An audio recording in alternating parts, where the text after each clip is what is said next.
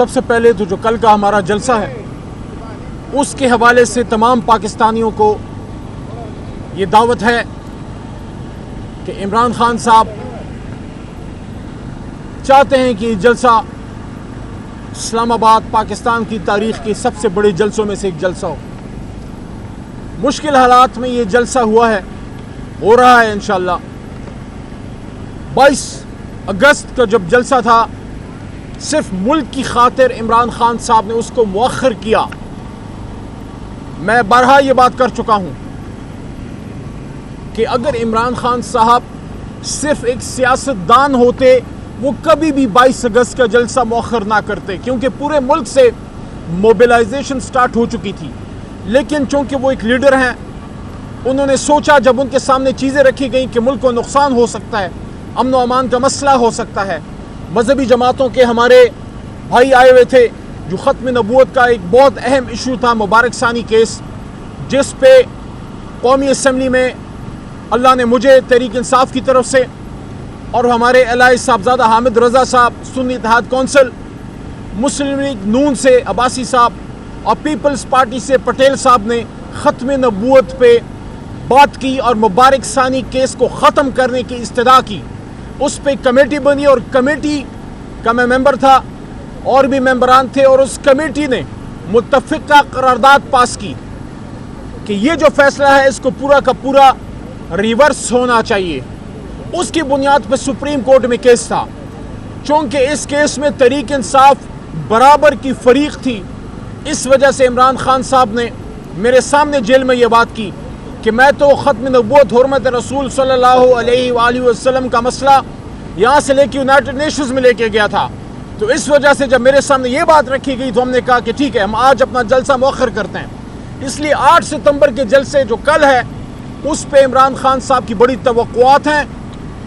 میں تمام کارکنان سے یہ کہوں گا، آپ لازماً پہنچیے، آپ پرامن رہیے، جتنا بھی کوئی آپ کے جذبات کو ابھارے، آپ نے پرتشدد نہیں ہونا۔ ایک پرامن جلسہ ہے اور بے شمار جلسے ہم کر چکے ہیں، بے شمار کر چکے ہیں۔ پاکستان کی تاریخ کے سب سے بڑے جلسے کرنے کا اعزاز تحریک انصاف کے پاس ہے۔ عمران خان صاحب جب ہمارے بیچ جلسہ گاہ میں موجود ہوتے تھے، لاکھوں لوگ آتے تھے، لیکن خان صاحب کی محبت میں آپ نے دیکھا کہ سوابی کا جو جلسہ ہوا، تاریخی جلسہ ہوا ہے۔ خیبر پختونخوا کے تاریخ کے بڑے جلسوں میں سے ایک جلسہ سوابی کا جلسہ تھا، جب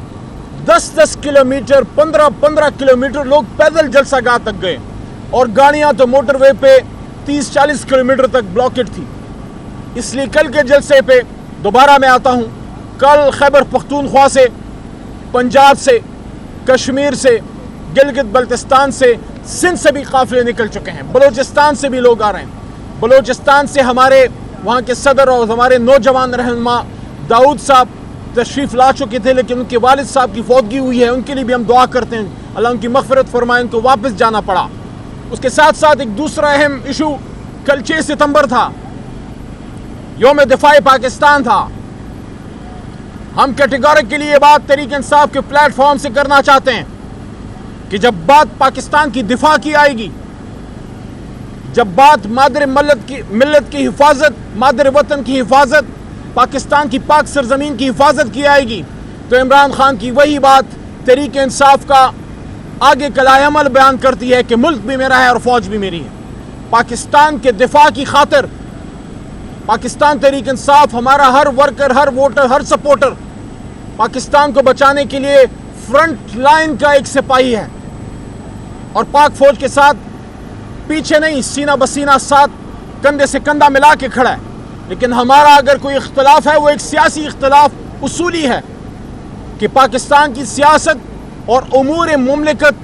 امور سلطنت میں اداروں کی عمل دخل نہیں ہونی چاہیے۔ اور یہ عمران خان صاحب یا علی محمد کی بات نہیں ہے، یہ قائد اعظم محمد علی جناح کی بات ہے۔ قائد اعظم نے یہی بات کی تھی کہ پالیسی سویلین گورنمنٹ بنائیں گے اور اس کو امپلیمنٹ ادارے کریں گے، سول جو فیصلے ہیں وہ سول ادارے، اور جو ملٹری سے ریلیٹڈ پالیسیز ہیں وہ ملٹری ادارے امپلیمنٹ کریں گے، لیکن فیصلہ سازی، پالیسی میکنگ پارلیمان کرے گی، سول حکومت کرے گی۔ یہ ہمارا ایک اصولی اختلاف ہے۔ باقی آج 7 ستمبر بھی ہے، یوم فضائیہ ہے، ہم اپنے ان مجاہدین کے ساتھ بھی ہیں جس طرح ایم عالم صاحب نے ایک ریکارڈ بنایا تھا اور دنیا کی تاریخ میں ایک ایسی مثال قائم کی جو شاید کبھی نہ ٹوٹے، اور جب بھی ٹوٹے گی پاکستانی مجاہدین جو پاکستان ایئر فورس سے تعلق رکھتے ہیں وہ کریں گے۔ تو عمران خان صاحب ہمیشہ ان ایشوز پہ مضبوط کھڑے رہے ہیں، لیکن جو ان کا اصولی موقف ہے وہ تو اپنی جگہ پہ موجود ہے کہ عمران خان صاحب کی جو رجیم چینج ہوئی حکومت میں، وہ جو پاکستان کی ایک منتخب حکومت کو گھر بھیجا گیا، وہ جو سازش ہوئی یا اس کو مداخلت، جو بھی آپ نام کہیں، اگر وہ وقت عمران خان صاحب پورا کرتے، اب ایک آزاد الیکشن ہو چکا ہوتا، عوام اپنی مرضی منشا سے وہ فیصلہ کر چکے ہوتے، ملک میں عوام کی مینڈیٹ سے حکومت ہوتی، عوام ہم سے مطمئن ہوتی تو عمران خان صاحب کو ووٹ کرتی، نہیں ہو تو کسی اور کو کرتی۔ لیکن جو اس الیکشن میں ہوا ہے، جو ڈاکہ پڑا ہے، کل کے جلسے میں تحریک انصاف کے بنیادی مطالبوں میں سے ایک مطالبہ وہ تو اسیران بشمول عمران خان، بشمول شاہ محمود قریشی کی رہائی، لیکن ساتھ ساتھ ہمارے مینڈیٹ کی واپسی۔ اس سے بڑا ڈاکہ کیا ہو سکتا ہے؟ آپ کسی شہر میں خدا نخواستہ کوئی ڈاکہ ڈال دے، کسی بینک میں ڈاکہ ڈال دے، کسی گھر میں ڈاکہ ڈال دے، یہ تو 25 کروڑ عوام کے مینڈیٹ کا ڈاکہ، ہر آدمی کا ڈاکہ ہے۔ آپ جو مجھے سن رہے ہیں، کیا آپ پاکستانیوں کا یہ حق اقتدار نہیں ہے کہ آپ فیصلہ کریں کہ پاکستان میں حکومت کون کرے گا؟ یہ جو 8 فروری کو ہوا ہے، یہ کیا آپ پہ ڈاکہ نہیں ہے؟ یہ کیا آپ کے بچوں کے مستقبل پہ ڈاکہ نہیں ہے؟ تو کل ہمارا دوسرا بڑا مطالبہ ہے پاکستان تحریک انصاف کو، عوام کو ان کا مینڈیٹ واپس کیا جائے۔ اور تیسرا بنیادی مطالبہ آئین کی حکمرانی، جو سب مطالبوں سے اہم مطالبہ ہے۔ آئین کی حکمرانی ہوگی تو عمران خان صاحب باہر آئیں گے، آئین کی حکمرانی ہوگی تو مینڈیٹ کی واپسی ہوگی، آئین کی حکمرانی ہوگی تو ایک مرسڈیز بینز اور ہوائی جہازوں میں سفر کرنے والا شخص اور ایک سامان ڈھونے والا،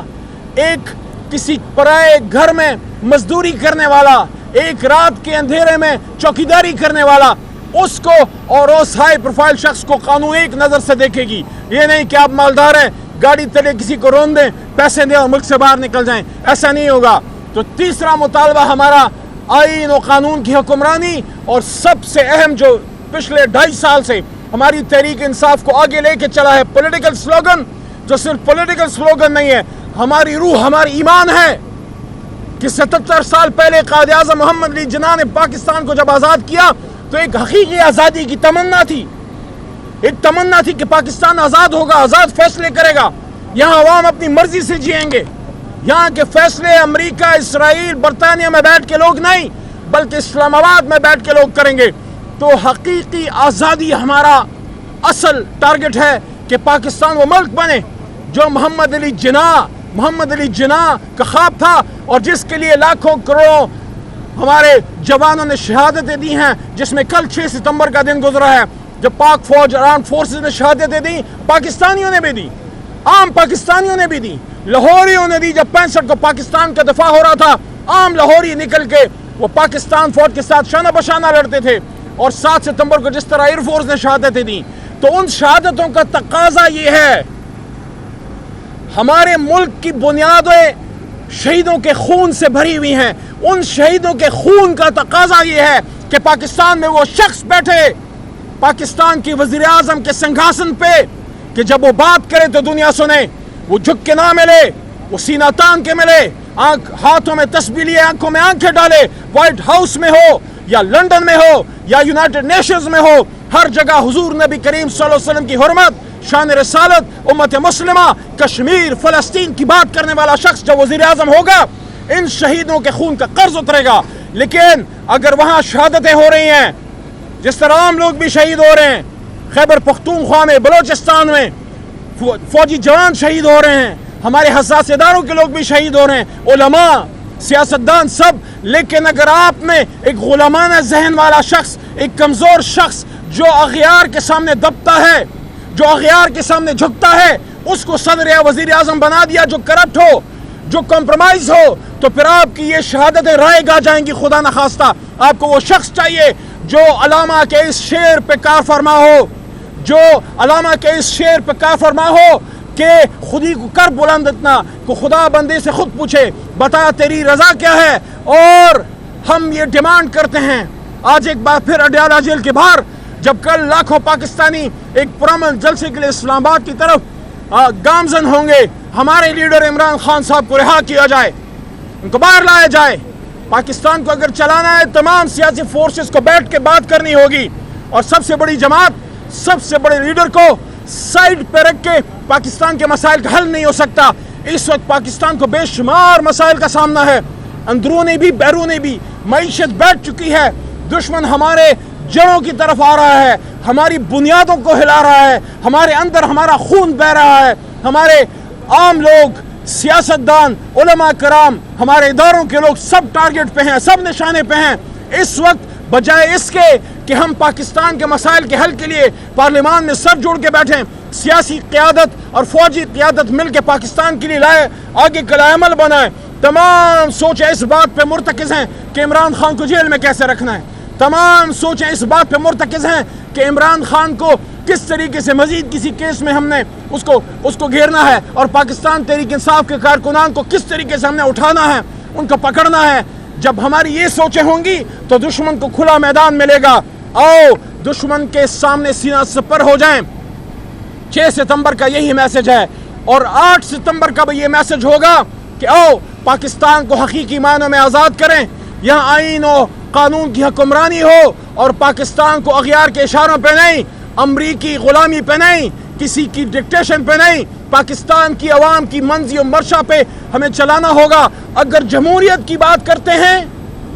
تو جمہور کا ماننا پڑے گا۔ بہت شکریہ۔ سر 7 ستمبر ہے، 7 ستمبر کو قادیانیوں کے حوالے سے بل پاس ہوا تھا، قانون پاس ہوا تھا، ان کا ممکن قرار دے دیا۔ اس حوالے سے تھوڑا سا بتائیے گا، کچھ دن پہلے بھی جو ہے قاضی فائز نے اپنا فیصلہ بھی واپس کیا۔ دیکھیں 7 ستمبر بہت تاریخی دن ہے پاکستان کی تاریخ کا۔ ختم نبوت پہ جس کا ایمان نہیں ہے وہ مسلمان نہیں ہے۔ ہر دور میں غلامان رسول اٹھے ہیں، اور یہ اس معاملے پہ بھی اٹھے۔ اللہ کا لاکھ لاکھ شکر ہے کہ اللہ نے مجھے بھی موقع دیا اس پہ بات کرنے کا، صاحبزادہ حامد رضا صاحب کو بھی، بہت سے اور لوگوں کو بھی، علماء کرام، عشاق رسول جو سپریم کورٹ کے باہر آئے تھے، حضور نبی کریم صلی اللہ علیہ وسلم کی محبت میں وہ آئے تھے۔ ہماری ڈیمانڈ، ہمارا مطالبہ یہ ہے، قومی اسمبلی پہ بھی میں بھی اس پہ میں بات کروں گا کہ قاضی فائز عیسیٰ صاحب، آپ کے پاس جو مبارک ثانی کیس ہے اس کے تفصیلی فیصلے کا پوری قوم کو انتظار ہے، اس لیے ہم آپ سے یہ استدعا کرتے ہیں کہ یہ تفصیلی فیصلہ جلد سے جلد آپ اس میں دیر نہ کیجئے، کیونکہ پوری قوم میں بے چینی ہے۔ ہمارے علماء کرام، عام پاکستانی مسلمان، عاشقان رسول، غلامان رسول صلی اللہ علیہ وسلم سب انتظار میں ہیں کیا فیصلہ آئے گا۔ یہ بات آپ کو بتا دیں، پاکستان 27 رمضان المبارک کو بنا تھا، حضور نبی کریم صلی اللہ علیہ وسلم کے حکم مبارک پہ بنا تھا۔ یہاں وہ ہوگا جو سرکار مدینہ صلی اللہ علیہ وسلم کا حکم ہے، ان کی جو تعلیمات ہیں، اور ان کی تعلیمات کی بنیاد کیا ہے؟ ختم نبوت صلی اللہ علیہ وآلہ وسلم۔ سر ڈی جی اس بیان نے کہا کہ ہمارا کوئی سیاسی ایجنڈا نہیں ہے، کسی سیاسی بات کے حامی نہیں ہیں ہم، اس بیان کو کیسے دیکھتے ہیں کہ فرق پورا نہیں ہے؟ دیکھیں ڈی جی صاحب اگر کہتے ہیں کہ سیاسی ایجنڈا نہیں ہے تو انسان کا عمل اس کی بات کی سپورٹ کرتا ہے۔ ان کا عمل یہ ثابت کرے گا کہ اب فیصلے اور ہیں، اب بات صحیح سمت چل پڑی ہے۔ ہم کیا چاہتے ہیں؟ ہم تو کوئی فیور نہیں چاہتے، ہم تو یہ کہتے ہیں کہ ہمارے ادارے ہم سب کے ادارے ہیں، پاک فوج ہے، نیوی ہے، ایئر فورس ہے، پولیس ہے، رینجر ہے، حساس ادارے ہیں۔ یہ کسی سیاسی جماعت کے نہیں ہوتے، یہ کسی حکومت کے بھی نہیں ہوتے، یہ پوری قوم کے ہوتے ہیں۔ آپ اپنا پیشہ ورانہ کردار ادا کیجئے، اور سیاستدان آپس میں مقابلہ کریں، عوام جس کو ووٹ دیں وہ حکومت کرے، 5 سال بعد آ کے دوبارہ الیکشن میں چلے جائیں۔